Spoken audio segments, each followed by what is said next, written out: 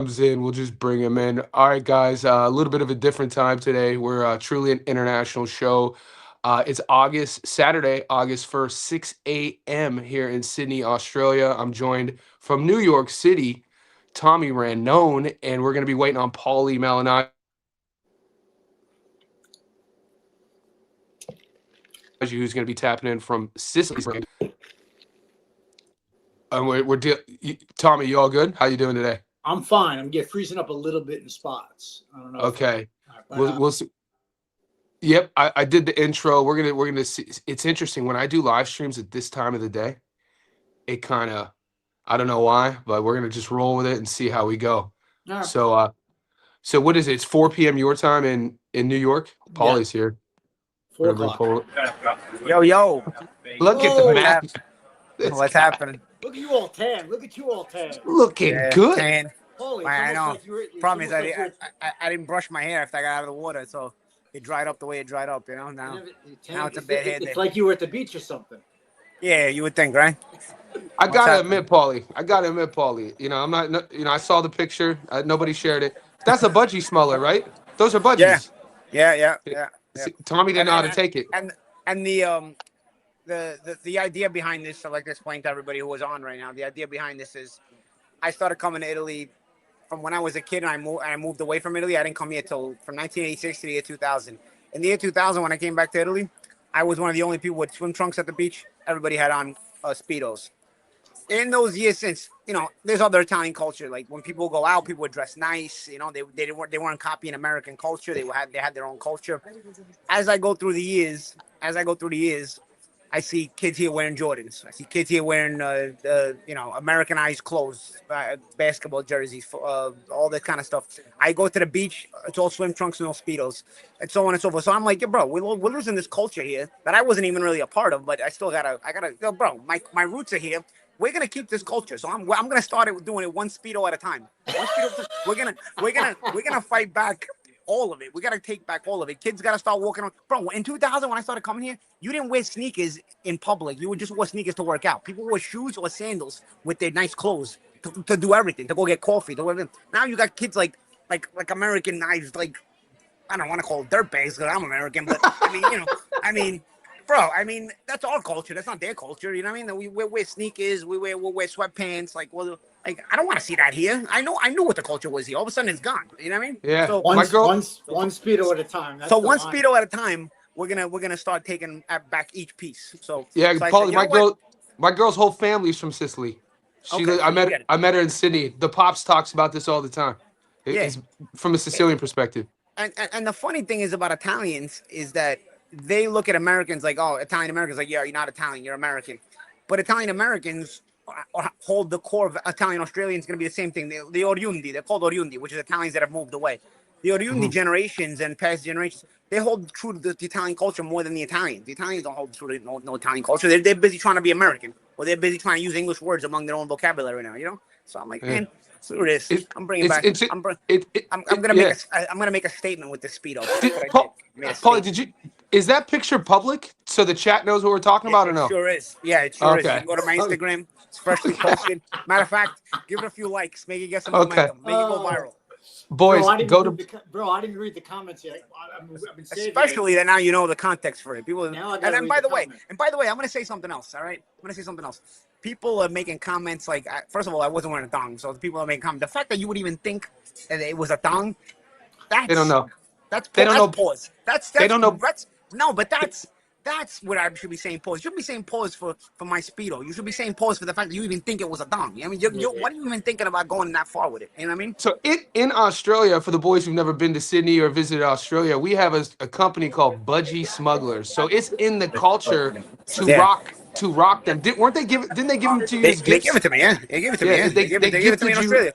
I went right, and I was planning to buy a Speedo when I got here to Sicily anyway, and I was like, oh my goodness, this is like meant to be. Like, I'm heading to Italy right after Australia, and I've been given a Speedo in Australia. I'm gonna rock this when I get to Sicily. So the look in your face, though. The look in your face. The look in your face. I asked Tommy. I was like, bro, a girl took this photo. I was like, look at Paulie. I was like, there's no way one of his boys took this photo. I was like, he's shining. I was like, this boy right here, he's confident. That's different from world champion confidence. That's a whole like. Johnny, but you're good, bro. hey man, I saw it. Background in psychology. But so look. What time is it? 6 p.m. in Sicily right now. No, in Sicily it's actually 10:05 p.m. Oh, 10:05 so p.m. you're ready to Yeah, rock and roll, bro. I'm out to dinner. I'm Tell, hanging out. tell, so my I got a whole restaurant with some Wi-Fi. Good. beautiful. Tell the Americans real quick, because I grew up. It's half my whole family's from like north of Rome, Abruzzi. So my mom's family all like, and I tell people when you go to Italy, the Italian food, there's certain do's and don'ts that Americans think that American Italian food is Italian Yeah. food. Like Yeah. on the pasta, if you were to put like chicken on that pasta, what No. would they? You Yeah. don't put meatballs in pasta. You don't put really chicken in pasta. Chicken parmesan was Italian American culture. Chicken parm things doesn't that. exist. I But couldn't listen, find it. let me tell you something though, because I don't. It's not a knock on Italian American culture. Italian American. Somebody made a really good point to me one time, and it stuck out to me about Italian culture. Well, they said it about Chinatown. Actually, Robin Black it was. He was the MMA guy. He's the MMA. Shout out to Robin famous Black. I MMA. know Rob. Yeah, shout out to Robin Black. I remember he was talking to me about Chinatown because he's big into MMA and he's big into karate and all this other martial arts backgrounds. And he was saying, see, people think Chinatown is China. He goes, no, Chinatown is China dropped in San Francisco in the year 1900, and from there it grew and evolved in a different continent. So it's going to have the same root, but it's going to also grow and evolve differently from China because China is evolving at the same time over here on the other side of the world in a different way. So the core root, they're the same, but in the way they evolve from that point is different. And I thought about it, I was like, man, that's the same thing with Little Italy. Little Italy is the same thing. Little Italy is not Little Italy. Little Italy is Italy dropped in America in 1900, and then it just evolves for 100 years, 125 years, while Italy is also evolving at the same time. So suddenly, while at the root core you have the same culture, the same things, some of the way that they evolve is different. So they're the same but different. I call it, instead of siblings, they're family, but they're not siblings, they're cousins. Because you have grandparents that are the same, but then you have the kids and the kids' kids, and little by little you're still related, but it's a little bit of at the root, but there's a core difference, So I don't think Italian American culture is different from Italian. I just think it's a different variation because it evolved differently. And the same thing with Italian Australia. It's the same thing with Italians that have moved everywhere, Tommy, didn't you just get back from the motherland too? You boys are making me miss Italy. Yeah. Yeah. And I couldn't. But bro, let me tell you something. And there was Speaking no of chicken missing, parm in Italy. yeah, let me tell you something. From Australia, that was the longest itinerary I've had in my life, dude. And I fly a lot, bro. That was a wild itinerary, bro. That was wild, bro. I moved here in 2013. Well, I've done, I was living in Vegas before I moved here in 2013. And I've done that flight probably just from LA to Sydney's 15 hours. It's crazy. It's crazy what you get used to. You know what I'm saying? Like, but bro, LA to Sydney is easy compared to what I just did, bro. How long? What was that itinerary? I did Sydney to Kuala Lumpur, Malaysia. Okay. Then I did Kuala Lumpur to Istanbul, Turkey. Okay. And then Istanbul, Turkey to Catania, Sicily. Bro, holy shit. That was wild. Between the layovers, the long flights, bro. The Kuala Lumpur flight was 9 hours. By the time I got to Istanbul, it was another 10 and a half hours to the Istanbul flight, bro. And what what I've done was Sydney to Qatar, and then Qatar that way. And so, have you been to going to Cyprus? I've been to Cyprus a few times, so I've never gone the other route the way. Did you fly? And the reason, Qantas? no, I flew with the first flight was Emirates. Malaysian Airlines, and then I connected with Turkish Airlines. Like I said, working at Turkish Istanbul and Turkish, because Turkish also flies to Sicily. So I was able to get through Turkish. By the way, Mickey Sharp in the comments says he was trained by Luis Melendez. Shout out to Luis Melendez. Yeah, he was a guy I fought early in my career. I remember Melendez fought myself. He fought Arturo Gatti. Fought a few guys, He's one of those opponents that got around. We were behind the scenes, and Tommy was talking to me this morning about it. He was talking about talk about the Devin Haney, Keyshawn Davis purse bid situation. I know we're going to talk about the card coming up this weekend, obviously, with Zepeda. But a lot of the boys in our Discord are kind of confused on the relevance of this purse bid and why it's making news. Well, I mean, first of all, the purse bid would mean being a mandatory situation, right? So is Keyshawn become the mandatory for Haney? Is that what's happening? First of all, that's my question. Why is there a purse bid between Keyshawn and my knowledge, Haney, it's not. who fight in two different weight classes? Yeah. How is there a purse bid? Can somebody enlighten me on that first of all? Yeah, that made no sense to me. Johnny. No, that's what We have no clue. How is there a purse bid between two guys that don't even fight in the same weight class and have never fought in the same weight class at the same time? Yeah. Right?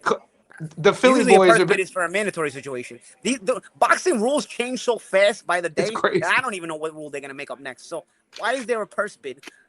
Listen, And, it's a nice and, fight. Listen, it's a interesting fight to discuss, talk about, whatever. But why is it a purse bid? Why is it a purse bid? Purse bid is for mandatory situations. Yeah. I don't understand that. and they're already talking about how Keyshawn left millions of dollars on the table. Tommy, maybe explain to the boys this whole complex scenario. Well, once it went to the purse bid, I think Bob Arum won it at what, like $8.5 million, was it? So automatically, Devin Haney gets 75%, right? Or is Yeah. it 65%? 75, right? 75. Depending on the organization, yeah, depending. Yeah. 75 some organizations, yeah. Yeah. So in reality, Keyshawn getting $2.1 million is actually less than he would have got had he negotiated beforehand. I think he was in a position to make like $3 million, right? And he Yeah, wanted, so- and he wanted $5 million, which is not even feasible. Bro, is this just one of those things that the fight's not gonna happen, but they just make it go That's what- viral, talk about it? You know what I mean? hope Because not. it's just so weird. No, but Yeah, this is so I- weird. Like, again, I why never is there a talk about purse on my bid? channel these future matchups, but yeah, I agree. You know, like I don't. Why I'm still stuck at the purse bid. And Yeah, now, especially now that Keyshawn would have to take 25% of the money and he turned down a bigger money there. Like that doesn't even sound realistic. Nobody would do that. I don't know. And does I don't know, Haney man. take this kind of fight for $6 million? For $6 million? Can he make $6 million find somebody else? I don't even know what these guys are making at this point. Yeah, But if he's making $6 million find somebody else, then yeah, he's got to make more to fight. I don't know what I his think there's a market big value is at this point. misconception in the fan base. People think that everybody's making Canelo money or every fight they're making this amount of money. Yeah. I think people would be really kind of shocked if they really knew the numbers going on because there's no transparency. Yeah. Yeah. I mean, I don't know, bro. That's a confusing What do situation. you, But like I okay, said, every situation is getting more and more confusing, bro. If you're not on boxing like by the minute, you don't have the latest rule change that they invented next. They keep pulling shit out of their asses constantly, and I can't even keep up anymore. You know what I mean? So this one's wild. This is okay. wild. This purse bid. So Paulie, I did a debate yesterday. I had some of the boys on the channel, and one of the guys I was debating was defending. He was saying Liam Wilson was stupid for not taking the fight with Steph, for Steph being overweight, and I was like, I was like, that's not a precedent you want to set, the unprofessionalism precedent. And what's your take on the whole Fulton situation? The boys in the chat know my take. Well, I know I spoke to the guys in No Limit, so I'll tell you what it was. Shout out to the Rose brothers. If Fulton would have admitted he couldn't make 133 halfway through the week, they raised the contract weight from 130 to 133. I actually had a conversation with Matt Rose after the public workout, and when Fulton didn't show up to the public workout, I put 2 and 2 together because Fulton missed weight against O'Shaquie Foster, and I told Matt, because Matt's a good dude. Matt hires me. Yeah. Matt's like my age, even though he's a promoter. You look at guys like these guys are older, but I'm at the point where I'm these guys' ages, so we talk like peers, So he's like, "What do you think?" And he's just like, "Yo, what do you think?" And I'm like, "What I think? I think he's having trouble making weight. He's behaving like a person, like a fighter who's having trouble making weight. He's skipping all fight week promotional responsibilities. And usually, guys who are struggling with the weight do that because they're trying to stay to with themselves, with their team. They're looking to do extra workouts and looking to do the weight. So he's like, "Should I just raise the contract weight?" I said, bro, if you raise the contract weight, you lose the eliminator because it was an IBF eliminator. He goes, bro, it doesn't matter. A win over Fulton is basically like an eliminator anyway. You'll get a big fight if you get a win over Fulton. I said, you know what? Fair enough. It makes sense. He goes, I'm gonna bump the weight to 133. So Matt, when he misses weight and shows up 139.5, Matt was pissed and he tells me, bro, he goes, I asked him if I put it to 133, you're gonna make the weight, and he tells me yes. He goes, Liam would have fought him at 139.5, but Liam didn't want to if you would have told him ahead of the week, Liam doesn't care. Liam would have fought him at 139.5, but make the guy, let him know earlier in the week so Liam doesn't kill himself to get his weight down. You understand me?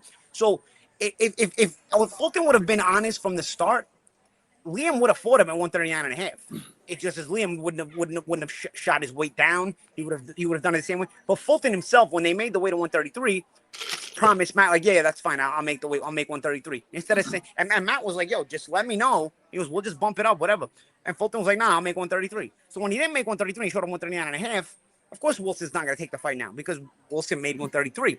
If you would have said it ahead of time, Liam Wilson, like your listeners said, like your listener wanted, would have took the fight at 139.5. He didn't care.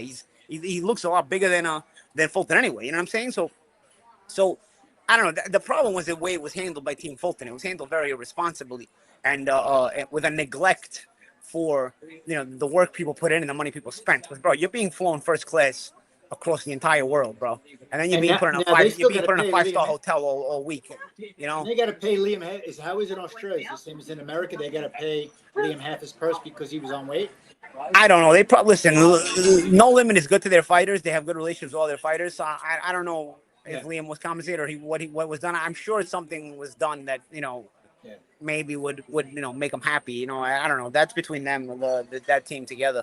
But Liam obviously missed out on a fight, and that's what Liam wanted. Liam wanted the opportunity to beat a well-known name like this. Because that's been something he's been missing in his career. So he would have took the fight at 139.5 if they would have admitted that that's where the weight needed to be. Yep.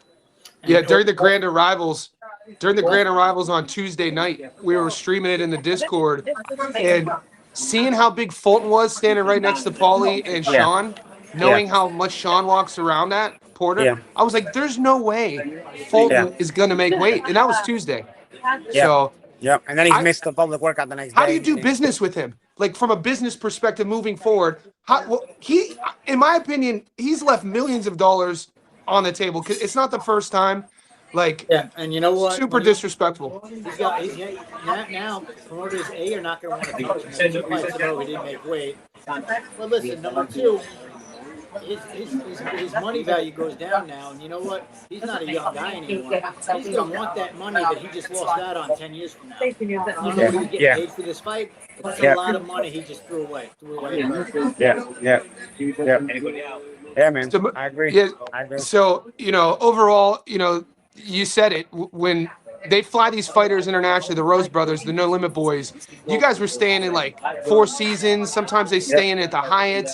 And, the media, the people, they're adored. Not just you, your whole team. Your whole team gets flown, all staying in the Four Seasons Hotel, And because we're so isolated down here, whenever we get American athletes, the media, the people, they're adored.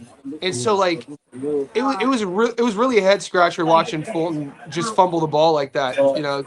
Kind of interesting. Yeah, because even from the reputation perspective, you don't want to do that to your reputation.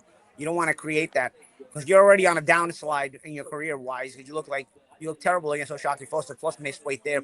You don't want to create this reputation for yourself because then people don't want to work with you. You know what I mean? And then you're not going to get opportunities, even if you may still be able to fight. You know what I mean? May still be able to be good. Let's face it. This guy only a couple of fights ago beat Brandon Figueroa, who then ended up winning a world title. So the capability is there, but nobody's going to take you seriously because they can't take a chance on investing in you because you're gonna burn their money like gasoline. So that's the problem. That's what I don't think Fulton understands is the bridges he's burned by doing this. Yeah, terrible look. Horrible look. Retros JCJD, I don't think I would have beat Kell Brook instead of Broner now. I think Kell Brook was very good and very underrated. And I think he was a tougher fight for me. That would have been a much tougher fight for me than Broner. Broner was a naturally smaller guy. Brook was a naturally bigger guy. Brook was big. Could punch. Was a very good fighter. In his prime, was a very good fighter. Brook was a... Listen, man, that's why I give Errol Spence credit, bro. Errol Spence took the world title from Kell Brook in England, bro. That was in Sheffield. That was after Brook had just beaten Porter, and nobody wanted to fight Brook. Brook was signed to Matchroom, and they didn't have any of the welterweight, so he was kind of frozen out of the picture. That's why he had to wind up fighting Golovkin for big money because he was frozen out of the welterweight picture because he wasn't a PBC guy. When the delusional fan base, the only reason the Porter fight happened was because he was the mandatory in the IBF. When the delusional fan base went crazy at me last week, I was one of the only. I know your take, but I was one of the only guys saying the truth about Errol Spence Jr. regarding like neurological issues, balance issues, the writings on the wall. You can see it against Ugas. In his best state, my opinion, his best version was 2017 in Sheffield, beating Brook. That, my opinion, was his prime. 2015, 2018. In a very difficult fight. Going to Sheffield to beat Brook.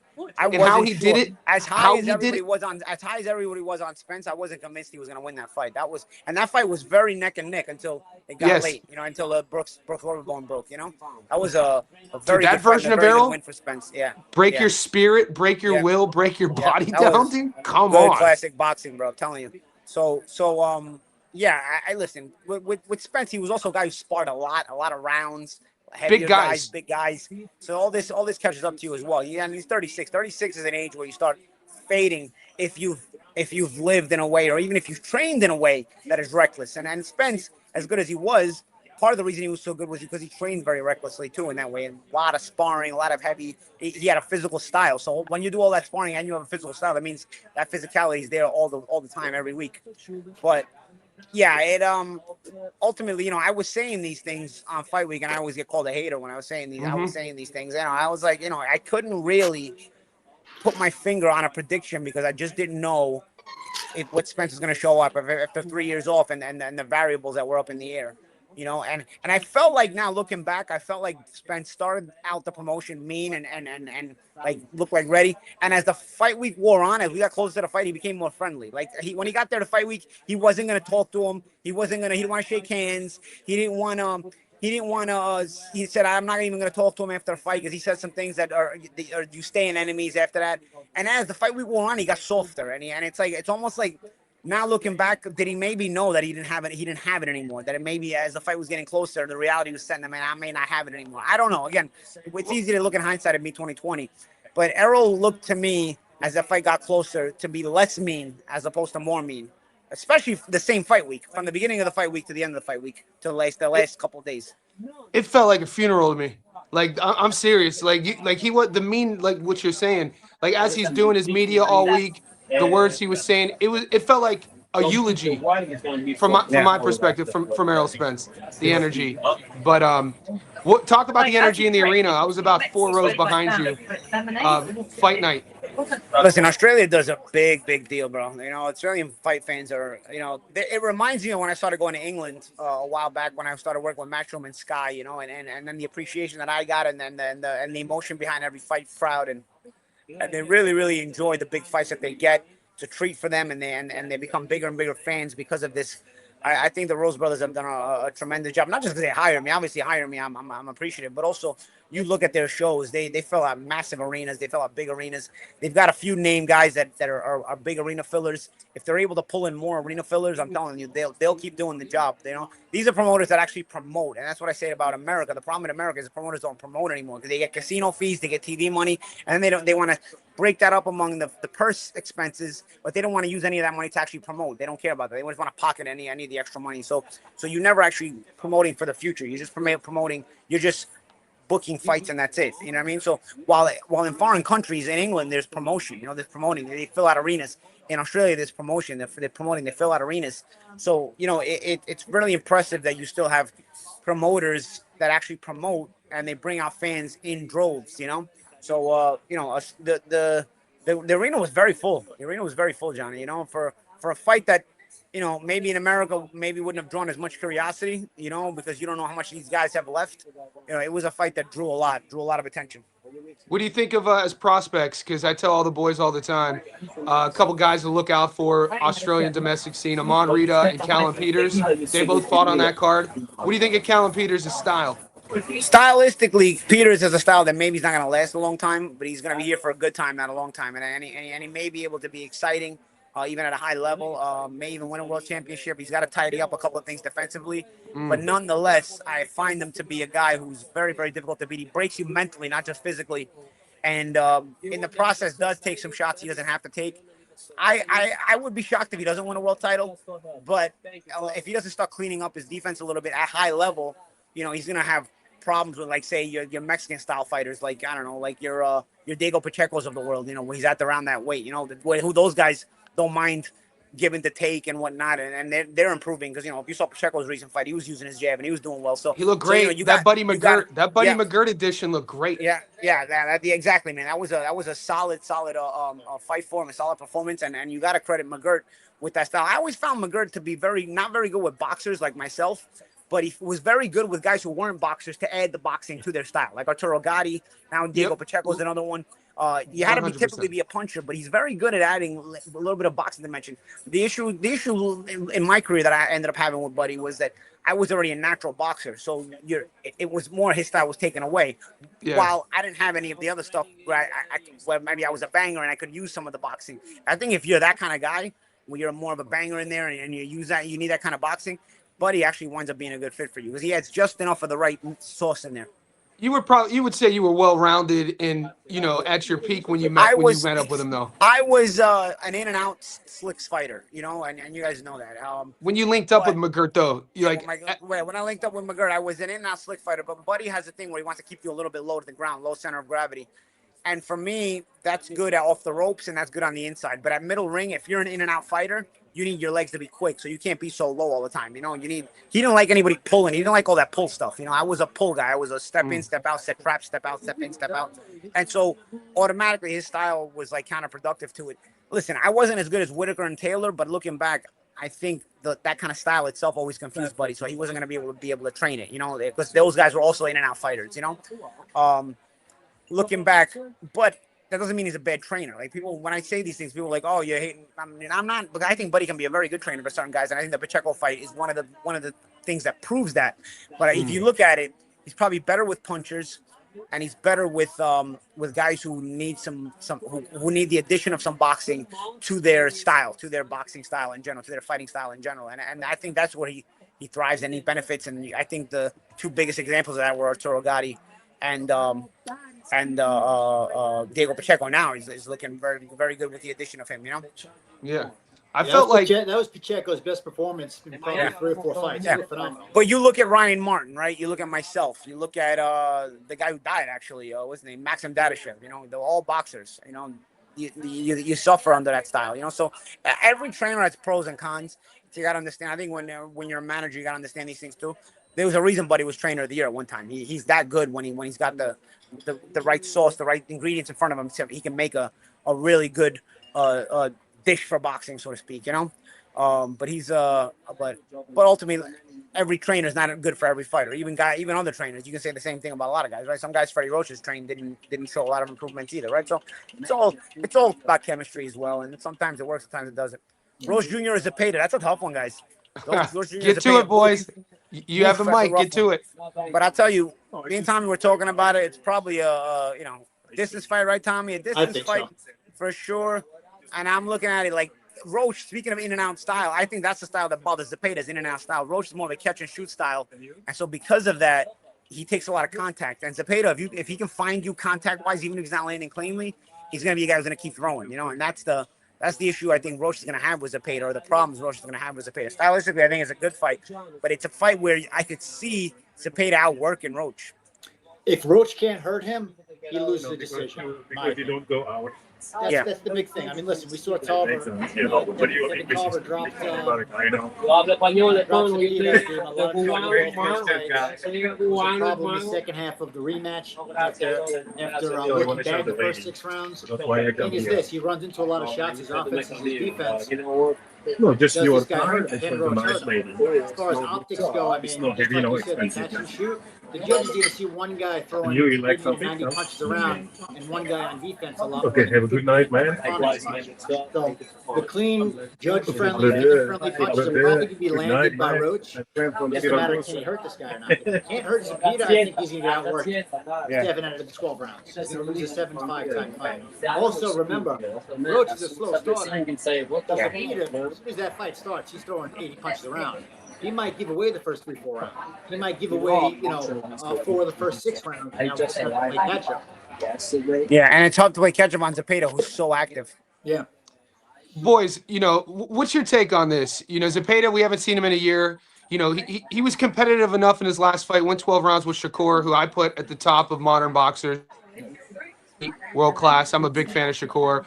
Sometimes when a guy goes 12, loses, they leave a bit of themselves in the ring, and then the next fight they may be diminished. We've seen this. This is boxing. In other times, a guy may share 12 rounds and he levels up. What do you expect from Zepeda? Do you think he takes anything from the Shakur performance?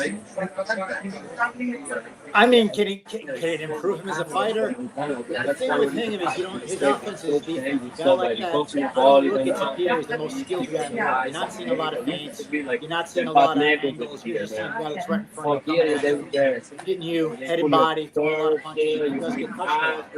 I don't think we're going to see too many new wrinkles to his game.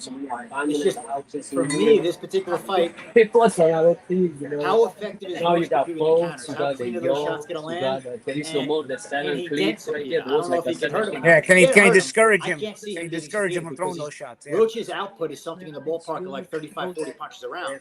Where you're fighting somebody that's throwing double the punches as you, he's going to be backing you up the whole time as well. So, as far as is he going to be better or worse, I think we're going to get the same Zapata. I think we get the same Zapata pretty much every effort. Every single fight, it's the same guy. Okay. Here's one thing to think about though. What about there's a 1 year layoff for Zapata. Mhm. Yeah, I'm in a restaurant, guys. That's why you're gonna probably hear background noise with me. I think somebody's saying turn off the TV. I'm in a restaurant over here. could it be good? It could be good. It could be bad. I don't know. I mean, listen, to fight that kind of style where you're throwing that many punches, and you're a volume guy, you're also training very hard in the gym, right? You're doing a lot of hard sparring as well. So maybe he needed the break. What is it, Peter? About 27 years old or 30. so? 30. Yeah. Is he 30? Yeah. He's 30. Even more so. So you know what? Maybe at 30 years old, that year layoff. Yeah, maybe he's could not a help. timing. I mean, he's not a timing fighter. He's an active. He's an activity fighter. So Yeah, Does- but does he's also a guy that's got to be grinding down hard in the gym. You know, he's going through hard training camps to be able to fight like that, to be able to be in that kind of mental and physical condition. So, I mean, the Shakur fight was the goal. He finally got his title shot after 34 fights. Southpaw to Southpaw to Southpaw. So he was preparing for that Shakur Stevenson fight, and he still gave a decent account of himself. He just, Stevenson to Stevenson. I thought he was more competitive than Teofimo against Shakur. Yeah, absolutely. Yeah, agree. 100%. And so, with that be for me, when I saw Zapata from a betting perspective, I saw Zapata plus 140 a month ago. I was shocked. I was like, he's a plus 140 dog against Roach because in close rounds, the optics of the style, That's what I'm saying. like in these 50-50 rounds, you got to think the judges, Johnny. Golden Boy, are going to side with Great. Zapata. Yeah, So, great Which is point. maybe why talk Roach about is that. coming off back-to-back draws. You watch the fight with Cruz. Listen, he beat Davis. I'm sure all three of us agree on that one, right? Even without the bogus knockdown that didn't happen, I thought he beat Davis. And in the fight with Cruz, I thought he beat Cruz too. But Cruz is the guy out there that's throwing the heavier punches. The judges are saying to themselves, "This guy's coming forward. He's landing the bigger shots. He just gives the optics that he's not trying as hard as the opponent." So when those are swing rounds there, who are you going to go with? You know, Cruz, who's throwing these big bombs. Some are landing, a lot of them are missing. Or Roach, who's playing defense for the most part, who's playing defense for 2 minutes and 20 seconds every round. So, I mean, that's something you're going to run into on Saturday with Zapita, because one guy looks like the effort guy, where the other guy looks like the skill guy, but the skill guy doesn't look like he's working. Yeah, and that's what's the point Johnny makes is the optics. The optics go a Yeah. long way a lot of times with the judges and even the crowd, getting the crowd noise, getting the crowd excited, getting the crowd to jump. You know, with the excitement from every time those numbers level up, those at the output levels. And Johnny, I don't know what happened in Australia with your books, but there's been a dramatic change in the line. So the money line's about the same, but I was getting Zapita for a decision at plus 340. It's down to about 200 now. Yeah. I was getting the distance at minus 250. Now it's up to as high as minus 380. There's a lot of distance there. What, if you guys had to compare Pitbull to Zapata, do you put them in the same category? Nah, they're just Mexican, but they're kind of different. They're kind of different. Who, in your opinion, who's the more high-level fighter? For this fight, I think Zapata has more advantages over Roach than did Pitbull. You know. Yeah. Now a Pitbull Cruz fight would be. I'm sorry, a Cruz versus Zapita fight would be interesting, because you're talking about two head-on guys that be throwing down in the middle of the ring. But ultimately, the thing with Cruz is has such a good chin. He's such a reliable, sturdy chin. Yeah. I do worry a little bit about Zapata's chin at times, especially being face first. He's not the most defensive guy in the world. Yeah, and he doesn't have the chin Pitbull has. At 1 point. No, very few guys do. Is Roach a good enough puncher though? That's what I'm saying. I feel if Roach had a little bit more power, I would think a little bit differently about where I'm putting my money. And then, like, he cuts his teeth at 130. He takes fights at 40. This fight's at 35. To me, a guy who, at his stage of his career, it's almost like he's still trying to figure out his identity of, like what's his signature win? Garcia? Who was coming off a knockout loss to Tank? Yeah, but Yeah. and correct is the only person who was able to do it. And again, we'll agree that No hands. So you guys, you got to give me a take, Tommy and Paulie. Who wins the fight, Zepeda or Roach? Well, first off, as you know, I've been saying it's going to be a distance fight. I've been saying that from Jump Street for like 4 months. I've been using that in all my parlays. But listen, with the odds, I'm going to punt on this one. I've been going with Zepeda. I'm going with Zepeda for both the decision and with the money line. Yeah, Zepeda on points. I mean, I don't think anybody gets stopped here. I think Zepeda on points is a pretty strong plus money option, man. Pretty strong. Could you imagine if Roach ends up with a third draw in a row? Could you imagine that? Yeah, I mean, it could be, right? But it's going to be close. It's going to be. And maybe, I guess at this point, you throw something on the draw just for kicks and giggles. Yeah. People are definitely doing that. And like when you think about Roach, though, another thing is that like when you talk about his legacy so far, he's best known for fights that he hasn't won on paper. We think that he beat Tank, but the history books call it a draw. And then I rewatched the fight. I don't know if it's because we hadn't seen Tank lose 50-50 exchanges like in the middle of the ring before. People might have been like, a lot of people were shocked that Roach was winning these 50-50 counter exchanges against Tank that we really hadn't seen before. And, you know, he was getting touched a lot in that fight too, though. So, Yes. But I don't know where to put the busiest Roach. guy in the world. So 45 punches around he throws. Zepeda averages almost 100. oh yeah, no, that's big. And again, he's on you. He's on you nonstop. So it's hard for me to bet on. Also, you're talking about a durable Mexican. His only loss is to one of the best fighters in the world. He has high volume. He's a swarmer. And the dude is in his prime. And is the A side on Golden Boy. If Roach had a little bit more power to deter that, I would. But I'm taking Zepeda on the money line too. Yeah. You guys don't like the points? No, I like money line. the no, Well, Because I don't know if he stops. I don't think he stops Roach, man. Roach is tough to stop, man. Roach doesn't My- throw a lot my- of punches. He's defensively responsible. Paulie, my thing is, as a bettor, is I've gotten burned, and when I find a guy who's plus money, I don't get sexy on the method of victory because I've been burned before getting plus money. You know what? Good thinking, points. and then thinking it's going to end a certain way, and then you leave that money on the table when it was always.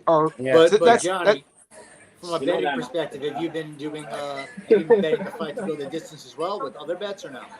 No, I'm more of a underdog. I'm more of a find an underdog and then like 2-leg parlay and go heavy. Gotcha. But everybody has their own strategy. Okay. But I do like Zepeda on points. Okay. What else? The boys want to know Canelo and Billy. Since I have you guys here. I never trust the Canelo fight because you can always get robbed. You know, so Why do the judges love Canelo historically? I don't know. Man. Historically, I mean, it's money. It's a money situation. You know, you generate. Everybody gets paid when Canelo fights. You know, sells a lot of tickets. Everybody gets money. lean towards. He's big business. I lean towards Billy. I mean, Bivol beat him 10-2 and they made the fight 7-5. So they're always looking to not give the other guy the decision when it goes to the points. And Canelo's. I go back to the Lara fight. Also, Lara fight too. Yeah. The only thing to keep in mind with Alvarez is that all three of his losses were master boxing: Mayweather, Bivol, and Crawford. So, he's not in there with a master boxing. But he also got outworked with Bivol. It was a master boxing, but Bivol put punches and bunches together and then backed them up with, punches and bunches as well. So he got outworked with Bivol. Oh, he's getting outworked in this. You already know he's getting outworked in this fight. He's in there with a That's what I'm saying. Like, could this be the one? Because he's a little older. Could this be the one where you throw a little bit of money on the stoppage where Canelo doesn't come out of the corner like Chavez did late in his career? Because you wouldn't have said that about Chavez back in the day, but then all of a sudden they came to the fight where he didn't come out of his corner, No, you're right. And Canelo's never liked to be in uncomfortable positions. He's always a guy who stops throwing punches. His output diminishes when he's uncomfortable. He just stops trying to win the fight and just gets satisfied with going the distance. But when you're 30, it's one thing to do that when you're young. It's another thing to do that when you're older and you're taking a beating from a guy whose volume won't stop. So I'm just curious. You throw a little something on the stoppage because does Canelo maybe not come out of the corner because he's getting too outworked. I was shocked he took the fight. Why does he take this fight? Yeah, it's because Billy's beatable, but I don't know. Why do you take the Bivol fight, right? I mean, Bivol hadn't looked great for one or two fights before that, right? But so I think he thought he was getting him at the right time, But I think stylistically, Alvarez probably would have looked better against Lester Martinez. I'm not saying that Lester Martinez is better than Billy. They fought to a draw. Yeah. Billy stylistically, you're not dealing with the output, which is Canelo's exactly. kryptonite. He's just all over you, and he's durable, and he's got a good chin. So you know what? You might be looking at a 12-round distance fight. So I mean, that's a lot to ask about. John Magana 97 said Lamont's best win is for McGraw. No, buddy. Lamont's best win is Tank Davis. They robbed him. Okay, it's not for McGraw. All right. But see this, but the hit when we're dead and gone and the other humans have come after us and they look at the history books, of it'll course. always say a draw. Of course, but what I'm saying is you can't rate Lamont as when you're talking about analyzing a fight. You can't rate him. Oh, well, his best one is Jerome Glory. I know that's what's on the record, but when you're I think he's kidding. He better be kidding. You're analyzing fights, so you're analyzing fights. You got to take it the reality, not what the official decision was. The reality is, that he probably beat Tank Davis. Yeah, his legacy could look a lot different if he would have got the decision, the Cruz fight and the Tank fight. Yeah. And so, psychologically to a fighter, because those didn't go to his way, does that affect him in these fights coming up? I don't know. I think he still remains relevant. These draws are these high-level draws against fights where he was the underdog both times, right? I mean, I think that he probably is pretty confident going into this fight. So we'll see. But then there's another thing to ask. Does he come out of his shell a little bit because he realizes, hey, listen, I'm losing. I'm not losing. I'm getting draws in these close fights. I'm losing these swing rounds. I'm making these fights closer than they should be. I got to be a little busier out there. I got to take a little more chance out there, which means he's going to get hit a little bit more out there. He is the wrong guy to do that with because you can't match his volume. You can't match his output. But maybe Roach says to himself, what was working before is not working now. Back-to-back draws, he's got to maybe switch it up a little bit, or he's going to put himself in that position again. Yeah, I mean, it depends on what Another draw doesn't put you out of the equation. A loss, but nobody wants 3 draws in a draw. No, nobody wants 3 draws in a row. But the guy being pushed here, though, in terms of like politics, some people think it's Roach, and I'm like, it's a Golden Boy card. Yeah. Oscar's boy is Zepeda. Yeah, Lamont's never had the advantages on the politics. That's where you got to credit Lamont. He keeps his head high and he keeps fighting tough and fighting very good fights in situations where he's not put there to win. It kind of reminds me, and obviously it's a bit of a drastic comparison, but back in the day as a kid watching, like, if you look at Emmanuel Augustus's box rec, he has all of these close losses due to him having no promoter, being the B-side, fighting guys that, when you watch his fights, he probably should have gotten decisions, and then he has this lopsided record. Lamont doesn't have that drastic thing, but I think there's a little bit to that, some of these close decisions. Yeah.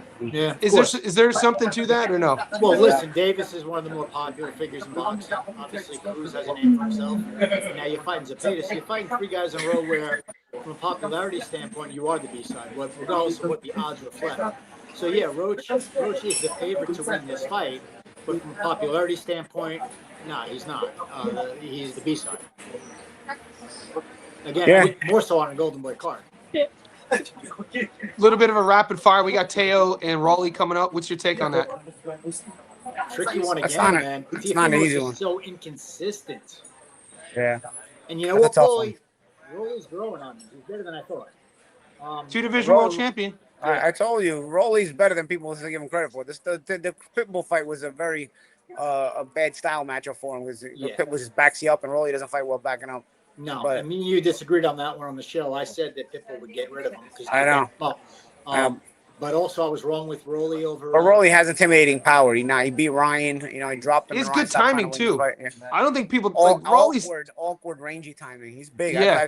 I've spoken to Rolly in person. He's not a small guy. No, that's one thing I was going to say that people haven't been talking about as far as this fight goes with Lopez. This is Lopez's first fight at 147. Rolly's already been there for that fight. Yeah. Rolly's a naturally bigger, stronger guy. Yeah, and Rolly fought at 135, but he's a big guy. Physically, they're not the same. No. When you got to roll. I might have to roll out, because I got to. All right. Thanks again. Guys. Always a pleasure, Paulie. You guys, man. Always a pleasure, Paulie. One speedo at a time. Talk to you later. Yes, one speedo at a time. We'll make it happen. All right, Tommy. You good? Yeah. I'm good for like 25-30. Then I got to go to eat some Americanized Italian food.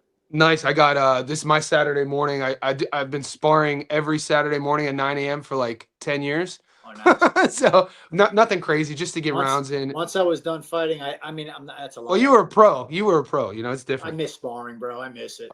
Yeah. I woke up a couple of months ago, and my first thought at 6 a.m. was, who could I text right now to get some work? Yeah. I haven't sparred in 4 years. I'm thinking about what the fuck. Yeah, I totally forgot. But you got those friends that you can text at any time. You can always get work with them on a Saturday afternoon or something like that. Yeah. So I woke up thinking like, let me reach out to Richie or Joe and see who I can get work with. And then I'm like, I haven't sparred in 4 years. I heard Algieri brought up a good point. I was listening to Chris speak the other day, and he was talking about the reason why he doesn't spar is because it's you could trick yourself to believe in thinking that you could take a fight, and he was talking about how sparring is way different as we get older than a real fight at the pro level. And I felt there was great truth to that. Yes. Yeah. But okay, so we got Zepeda. Before I let the Zepeda Roach thing go, the boys on my chat have, all week they've been hearing my take. What I like to do though is play both sides. How does Roach win this fight if he's not going to have the volume and he doesn't have one punch power? Because it's hard for me to see him stopping Zepeda, and I think that in a lot of nip tuck rounds, the optics of how those rounds are going to be scored, if Roach doesn't have the power to stop Zepeda, what's his path to victory? I'll tell you, the only thing that I can think of is those judge-friendly, fan-friendly punches. Okay? The one thing with Zepeda, if you think about the Shakur Stevenson fight, it was effort for 12 rounds, but can you really think of too many spots besides a hook to the body here and there where he really hit your core with a good, clean, hard shot? Yeah, he was fighting back and responding to everything. I think I remember the third round. Yeah, I he think really there was didn't land much, not upstairs at least, right? So with Roach, we might be looking at a similar situation where there's a lot of catch and shoot going on, but Roach is getting outworked clearly each round, but he's landing those judge-friendly punches, those clean uppercuts where you see Zepeda's head shoot back. So you land 3 or 4 of those around where the other guy's not landing any, but he's just working hard. Those are swing rounds that might go to Roach just the same. I know the chat, because we've been covering the fights, the Queensberry card, and guys, Tommy and Paulie and the boys, they weren't getting odds. Their books weren't even showing them the Queensberry card. So we spoke behind the scenes. It's kind of tough to do tape on fights at this stage of the game from Tommy's perspective, my perspective, if we're not getting odds to bet on the fights. So Tommy's book in New York wasn't even giving him Pierce O'Leary versus Chamberlain. Nothing. So, yeah. Well, and I was going to do that. I scratched that at the last second. And I told you, Johnny, unfortunately for me, because I had Tim Tszyu beating Errol Spence on the money line. Although I will admit, I thought the fight was going to end in a knockout one way or another. But I would have won that bet, and I had Joshua for the stoppage win.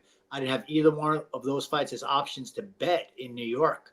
And actually, none of my friends did that were texting me from different states. So these weren't on the books in America, which is very strange because we get everything over here. And then now the same thing with this card in Ireland on Saturday. I don't have it on any of my apps. And I'm a degenerate, bro. I got like 6 different apps. So I've been trying.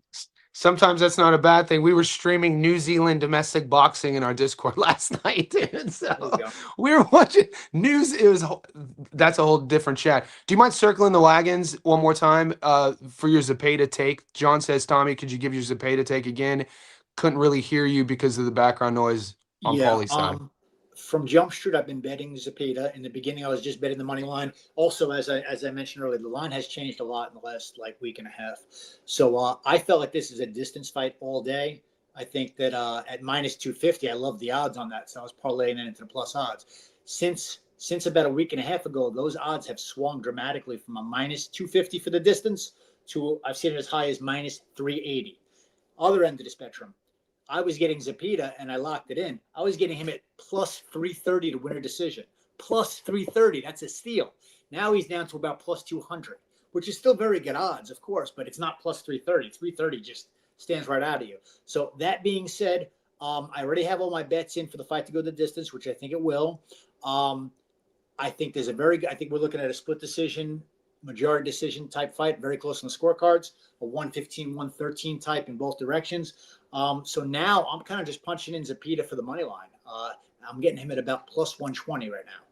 So I do think Zepeda is going to pull it out. I think it's going to be a very close fight, a very competitive fight, a lot of swing rounds. But I think the optics, which we keep talking about, one guy is extremely active. The other guy is a defensive guy that's going to get outworked in a lot of these rounds. TJ says Zepeda good size advantage. Changing my pick. He's going to bully Roach. TJ all week had Zepeda money line and Zepeda on points. That's a good point that we didn't bring up. That comment just there, the size advantage. Roach Roach is a little guy. I mean, yes, he fought Cruz at 140, but Cruz is not a big guy either. Cruz is like 5'5", built like a little tiny mini refrigerator, right? So Zepeda is going to have a nice little height and reach advantage here. Yeah, that's something I really didn't take a lot of consideration into, because obviously Roach had no business fight at 140, but you can do that if you're in with the right guy. But this is a guy that went from 30 to 35 and then to 40 in basically within 3 fights, right? It was 130, then Tank at 135, and then Cruz at 140, right? Mm-hmm. So now he's Yeah. going back down to 35. He really could probably make 130, no problem. Yeah. This is part of that identity as a fighter at this stage of the game. When you're looking at Lamont, and I understand people picking him, I think it's a really close fight, a 50-50 fight. I think it's going to come down to all these the semantics that we're talking about, everything from who's the A side to who are the 50-50 exchanges going to go to, what are the judges seeing. And when I'm dissecting those sort of elements of the matchup, I keep finding myself picking Zepeda based on that. Yeah. And Yeah. it's tough to go against a high, because with that swarming style at the world level, is there anyone who does it better than Zepeda? Is it fair to say he's the best at the world level at this style, or could you think of somebody else? Currently today active on a world-class level, I'd have to go with Zepeda. Yeah. And then Roach's style, boxer, I mean, puncher, we've seen counter. guys like Wayne McCullum. We've seen these guys that are tornadoes over the years, but there aren't a lot of them. It's not like you have like 7 or 8 or 9 world-class guys that fight this way. It's a very unique style. And then you take Lamont, what he does really well, his strengths. Would you say he's the best in the world, or at his style? He's up So there. He's a chess player. He's a Tevin Farmer type fighter when Tevin was at his best, So, yeah, he's one of those guys that is definitely, from a skill perspective, he's one of the more skilled fighters in the world. No question about it. I mean, listen, the guy beat Tank Davis. I mean, that says a lot. Nobody was able to do that. And going into that fight, absolutely nobody was picking Roach in that fight. I know that I lost money in that fight. Same. The odds were crazy. I think a lot of people who weren't aware of who Lamont Roach was, and we remember, like, what other fight do we remember Tank losing 50-50 exchanges? Like punching, his opponent punching with him, and he's getting the short end of the stick. That's when Pete, like from the 4th round onwards, I was like, oh shit, Lamont Roach is good. Lamont Roach is catching and shooting and winning these exchanges with Tank. Especially since Davis is a second-half fighter, so he really doesn't get cooking until about round 6 or 7. And most of his knockouts in the second half of the fight. And Davis has only been taking the distance, before this, maybe 2 or 3 times? I mean, he doesn't have a lot of distance fights. So, So Pittsburgh Black says Lamont fights good against southpaws. TJ, shout out to Chilltown, says Lamont has a loss and 2 draws to southpaws. Okay. Fact check. Shout out to the chat. I learned something every day through our community, man. These boys are savages. So it is one of these fights that's splitting, because you have the fan bases are so split. It's gonna break through to some of the casual fan bases, and sometimes people don't like hearing other people saying their fighter is gonna lose. Do you think who's gonna have to fight the perfect fight closer? Like, is it gonna take Zepeda's best version, Lamont's best version to win this fight, or both guys have to be switched on? That's a great question, John. It really is, because both guys have such opposite styles, right? Mm-hmm. Opposite styles, where Lamont has to catch and shoot, be defensively responsible, and make those punches count because he's only throwing 40 punches around. Whereas Zepeda's he's got to be Zepeda every single round. He's got to go out there, be on his man, get hit as little as possible, and just keep out working you, throwing 80, 90 punches around. So they both have to implement their style. I think we get a mixed bag of both. That's why I think there's going to be a lot of swing rounds, and this might be a majority split decision type fight. And you know what else is wild? As the odds went in one direction, the odds also went in another direction. Have you been looking at the knockout odds? Roach is like a plus 500 now to score knockout. I'm gonna bring them up right now then. So we got the odds here. I'm gonna bring up the method of victory. Give me 1 second as we get to it. Lamont. Okay, so the money line odds have gone down too. Zepeda's down to plus 115. That's crazy. Yeah. Okay. So what are the props you were talking about? The knockout. FanDuel, I was seeing Roach at plus 500 for the stoppage. Wow, he's plus 625. Roach. That's like in Zepeda's plus 550 for the stoppage. That makes us a little more confident as far as the fight going the distance, right? Which is where I put a lot of my money already. That's what I'm saying. Like, look at these. But that also allows me the opportunity, if I really wanted to, with such a big odd swing, I could hedge this too. I could throw a little bit, just to back myself up and just be a greedy fuck and turn those into a 4 or 5 leg parlay. Moses for the KO next month, a few other fights that I really like and I'm heavy on, where I could turn that into like a plus. Aaron McKenna money line. Sprinkle. This is for the boys. You know, we do have a lot of a lot of sharp bettors here, and some are just learning the game. So I kind of like to cover both sides. If you are on Lamont Roach, guys, and your bankroll is deep enough, 79% return on the money line is great, depending on how much money you have. You know what your unit is. And the way I bet, like I always say, if I'm catching a guy at plus money and I like them to win, I always just do the money line. Yeah. I might do a prop. I do have a double on this card. I picked 2 fights, both fighters to win on points. One of them is the Hobson Conceição Raymond Morataya fight. Did you break that fight down? Yes, I got more. I got more time, but you know what? I'm a little conflicted. I would choose him on a 12-round decision. He's in there with a former Olympian who's been in there with Shaki Forster twice, with Navarrete, with Shakur Stevenson. He's been in there with the cream of the crop in boxing and never been stopped. But he's also 37 years old now, Johnny. 37 years old. The possibility of a Morataya late stoppage, 7 through 12, is not the most outrageous bet in the world. Especially great odds. This guy does slow down the second half of the fight. Keep in mind, he was giving Oshaki Forster a much better account. I thought he got a gift in the first fight. I'm sure you agree with me on that one. And I made money shocked. on that one, by the way. I thought it was 8-4. Yeah, I thought it was 8-4. I'm like, what? But it was. I had bet that fight to go the distance, and I picked him for the upset, so I won both ways. Wow. When they had the rematch, when they had the rematch,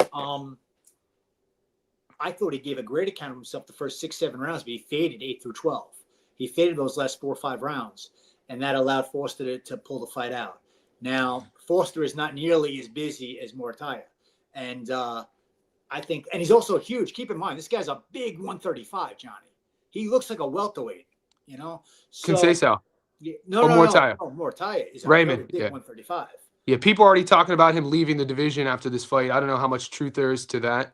I don't know how much he can make 135. Did you see? I mean, when he fought Cruz, I mean, it looked like a welterweight against a lightweight. Yeah, and he like he's in his prime. You know what I'm saying? Like that version we saw against Andy Cruz, that was an elevated version of Morataya. I always had him like an asterisk by him coming up. I was like, all right, pay attention to this guy. Yeah. But seeing his work against, I was like, shit, he's leveled up.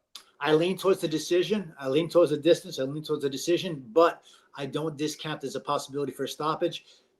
But I feel that stoppage would have to happen in the second half of the fight, which would increase your odds. So for him to score the stoppage 7 through 12, which is when I think he would get it, because as his level rises, this guy tends to fade late. 7 through 12 is a plus 270. I got it at. And for the boys out there, if you are on Conceição, obviously, if you see something we don't, plus 825, take and run with it. I disagree with you, obviously, but also the $1.09 for me, it's kind of you can't really play with that on a parlay. 9% return really isn't that great, so you got to get sexy with it. So what I've done is I've taken Ray on points at 79%, and I parlayed that with another fight on this card. And before I move on, if you like Ray by late knockout, you're plus money. So I would take that on its own ticket. Well, you get plus money on a knockout period with him. Yeah, plus 150. But if you go with the late knockout 7 through 12, the second half of the fight, you get double that. You get plus 270. At least in America. Okay. So yeah, we're thinking that the Brazilian Olympian, the 37-year-old who's never been stopped, if he does get stopped, he's going to be able to navigate late into the championship rounds. So that would be the lean. That's a good plus. Would you say plus 250? 270. So wow, people watching this show that feel that a stoppage is the play here, I would suggest you do it the second half of the fight and really spruce up your odds 7 through 12. And then it takes us to Curiel versus Quentin Randall, guys. This is another example of a vet in Randall who's never been stopped, far from a perfect record, but he's durable. And Curiel is A-side guy, being moved along by the promotion. And so what we have here in back-to-back matchups is a younger guy, fresher guy, A-side guy going up against a vet who's never been stopped. The money line odds are very similar, not a lot of value there. And the points versus the knockout prop, very similar. So I feel people where we're making our money is getting it right here. Yeah. How's the fight going to end? That sort of thing. Yeah. And you know what? Listen, this guy Randall is not a bad Johnny. He's got a really, really good long jab. I like Quentin Randall. He's a difficult out, dude. Pain in the ass. He's got a really perfect way to put it. Pain Yeah, in the ass. but he Perfect also knows way. how to. But Johnny, he's got decent hand speed. He knows how to shorten his punches up and just bing, bing, get his shots off. If you get close to him, you get on the inside. I watched this fight with Polanco, and that's what he's doing. Polanco's a good fighter. Polanco Oh would yeah. get inside, get past that long jab, and he would just shorten his punches up and get his shots off. With almost like slaps, but he's still touching you. So, yeah, this guy's a pain in the ass, Quentin. He's a pain in the ass. He doesn't have a Okay. lot of power in his own right. He's only got 4 knockouts, right? So he's not a Yeah. big puncher. But listen, he's a vet. He's been in there with good fighters. He's lost only decisions. For me, this is a decision fight all day. This is a distance fight all day. I didn't know this. Blue collar, shout out to one of our insiders. He says, you guys watch Curiel and Randall Wayne. I didn't get to do it. Curiel looked way out of shape and came in 1 pound overweight. I did not know that. Really? Does this change? Yeah, that's shocking to me that he would miss weight. Wow. Did they give him? I got to Google this. Well, Johnny, keep in mind, he also no, I'm sorry, that was Roach that blew the fight. Roach blew the rematch with Coriel. They were supposed to have a rematch. Roach was the one that blew it. Okay, yeah, that is surprising. That is So does it change the way you look at this or no? something to think about. Okay. Definitely something to think about, but also keep in mind that Randall is not a big puncher. Okay, he's only got 4 knockouts. Coriel is a very, very tough Mexican that's going to come forward regardless. He has decent hand speed for a Mexican as well. This is a 10-round fight, not a 12-round fight, and he's got a very good chin. He took Roach's biggest punches, no problem, and Roach can punch. So if Randall's path to victory, if Randall was to win, it would be via decision. So I've been betting this fight to Coriel for the decision, and also been backing it up with distance bets because I know that if Randall was to pull off the upset, it wouldn't be by knockout. So in this situation, bet the distance then. I see it going the distance all the same. And if you're reading into that and you feel that Coriel maybe is out of shape, right? Put Randall in, punch Randall in for the decision upset. Yeah, it's But plus then 1,000. also keep in mind, Johnny, always keep politics in mind. This is a Golden Boy show.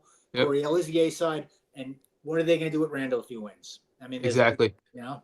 Yeah. So, before I let you go, because we're about to wrap up, it's a question I was asking the boys all week is, what are they, back to Zepeda and Roach, the big question, one of the questions for me was that I didn't get I didn't remember until now was, what are they going to do? Like, who is the more movable guy?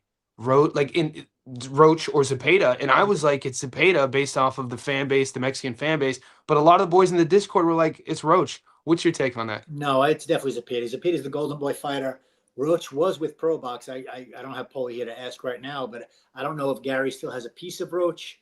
All the same, who's a bigger promoter, Pro Box or Golden Boy? Golden Boy is one of the heavier hitters in boxing. So, yeah, Zepeda definitely has politics on his side. All right, brother. Hey, Tommy Rainone, I appreciate you stopping by once again. It's always a pleasure. Bring that New York City flavor to the show.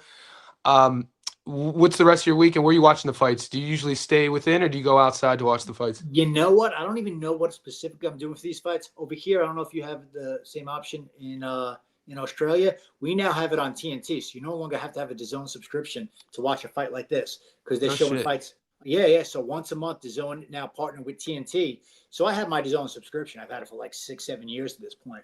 But now I have the option where I don't have to watch it necessarily at home or at a bar. I can watch it I can watch it wherever because any place has TNT, right? So I'll figure out what I'm going to do tomorrow. Either way, I have a lot of money riding on this card. So I'm going to be, watching it with vested interest. I'm not certain what I'm doing yet, though, but I'll be watching it. All right, brother. Whatever you're doing, be safe, and I'll chat with you soon. I'll message you on our messenger group. All right, brother. All right. And remember what Paulie said.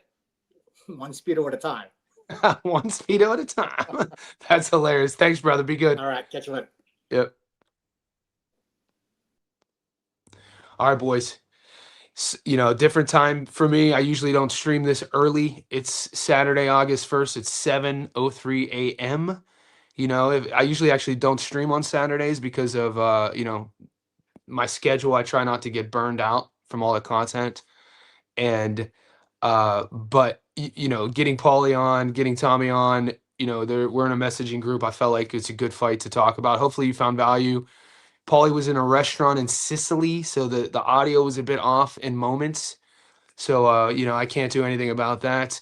If you haven't checked the debate I did a live stream yesterday with Gary from 3D, TJ from Chilltown, Julius Knows Boxing. Check that out. There are some good points.